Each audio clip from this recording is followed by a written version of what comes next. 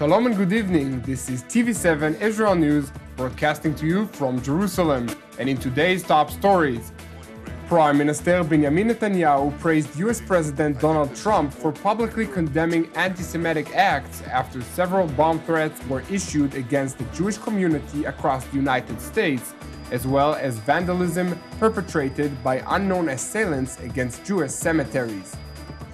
President Abdel Fattah el-Sisi and Jordanian King Abdullah reaffirmed a joint commitment to a two-state solution to the Israeli-Palestinian conflict. UN Special Envoy for Syria Staffan de Mistura implored on both the Syrian government and opposition to work together on finding a way out of the almost 6-year conflict.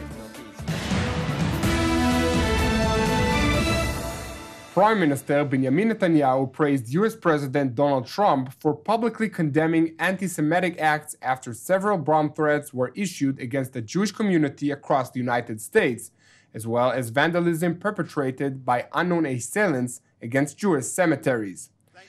President Trump's comments were his first explicit condemnation of the anti-Semitic incidents, which Prime Minister Benjamin Netanyahu said in his address to the Jewish community in Australia was as part of a resurgence in anti-Semitism in many parts of the world.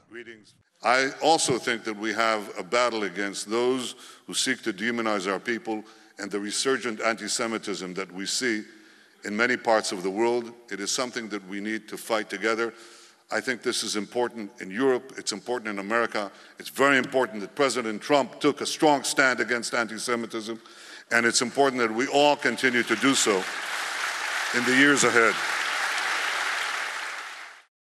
Several Jewish community centers in the United States were evacuated briefly earlier this week after receiving bomb threats, while last weekend, unknown vandals toppled about 170 headstones at the Jewish cemetery in St. Louis, Missouri. Now to Israel's southern front, where an Israeli Air Force fighter jet shot down an unmanned aerial vehicle belonging to the Islamist Hamas organization, which was making its way from the Gaza Strip to the Mediterranean Sea. The Palestinian drone was reportedly shot down before it managed to infiltrate Israel's airspace and crashed into the sea. The IDF spokesperson's unit released a statement in which it emphasized that the IDF will not allow any violation of Israel's airspace and will act against any such attempt. Hamas was not immediately available for a comment. Now to Israel's southwestern neighbor, Egypt, where President Abdel Fattah el-Sisi met with Jordanian King Abdullah in Cairo, where the two leaders discussed the Israeli-Palestinian conflict, among other regional challenges. Following their meeting, the two leaders reaffirmed their continued support for a two-state solution to the Israeli-Palestinian conflict, while urging both Prime Minister Benjamin Netanyahu and Palestinian President Mahmoud Abbas to return to the negotiating table. The Egyptian president and Jordanian king agreed to coordinate a united position on the Israeli-Palestinian conflict in a renewed effort to bolster their influence in advancing a political process to the conflict. The meeting between the two leaders came just several days after a media report revealed that a secret meeting was held between the two leaders together with Prime Minister Benjamin Netanyahu and US Secretary of State John Kerry last year in a failed attempt by the Obama administration to convene a wider regional summit on the Israeli-Palestinian peace. A spokesman for the Israeli Prime Minister declined to comment on the report, which was published by Israel's Haaretz Daily, while President Sisi's office issued a statement referring to it as having incorrect information, but did not deny that a meeting took place. No immediate comment was available from Jordan. Now to Geneva, where UN Special Envoy for Syria Staffan de Mistura implored on both the Syrian government and opposition to work together on finding a way out of the almost 6-year conflict as they come face-to-face in United Nations-backed peace talks for the first time in almost 3 years. Let us now keep the interest of Syria and its own people in mind. Work together. I know it's not easy, but let's try to work together to end this horrible conflict and lay the foundation for a country at peace with itself, sovereign and unified. De Mistura insisted the two sides had a joint responsibility to end the conflict that has killed more than 500,000 people and displaced millions. Describing the negotiations as an uphill task, de Mistura stressed he would center on UN Security Council Resolution 2254, which calls for a new constitution, UN-supervised elections, and transparent and accountable government. Though the opposition has called for direct negotiations, the UN envoy emphasized that work remained to be done to advance in direct negotiations and pointed to the aspiration of the Syrian people to end the bloody conflict. The Syrian people desperately want an end to this conflict, and you all know it, and you know it very well. They are waiting for a relief from their own suffering and a dream of a new road out of this nightmare to a real and normal future in dignity.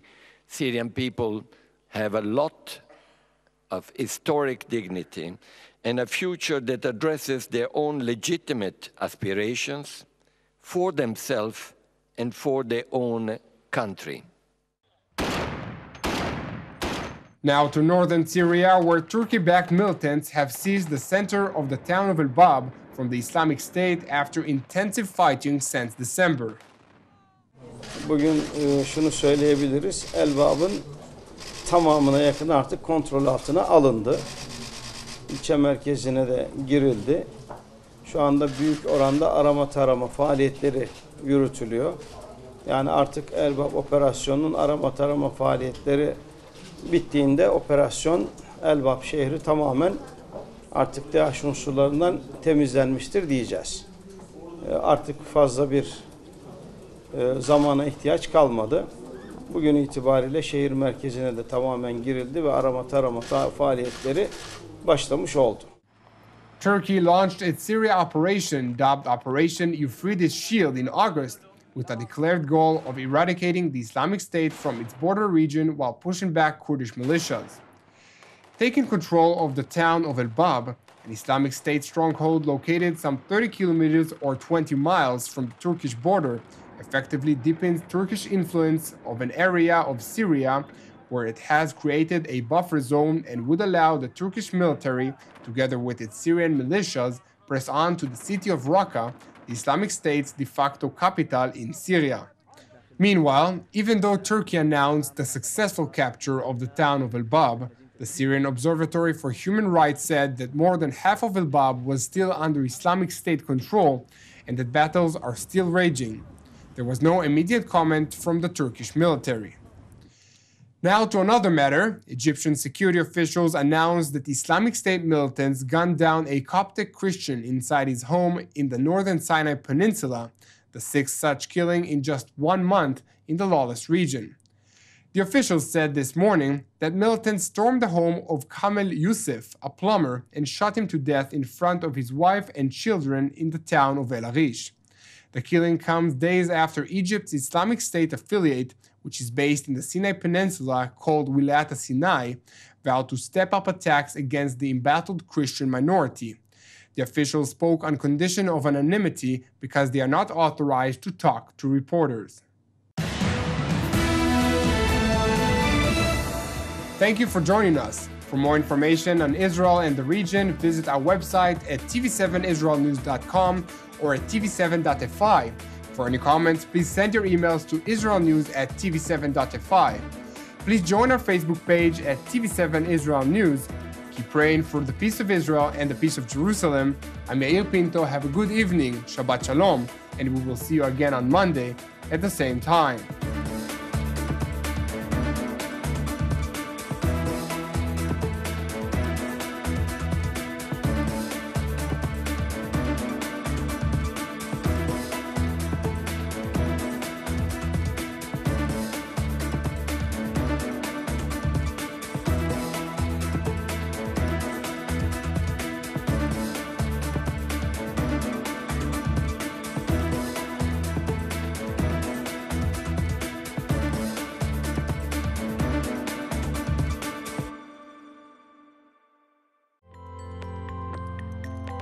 In order to donate to TV7 Israel News, Please follow these simple steps. First, press the Donate logo, located at the bottom left side of TV7 Israel News Facebook page, or on the Donate tab at the head of the page.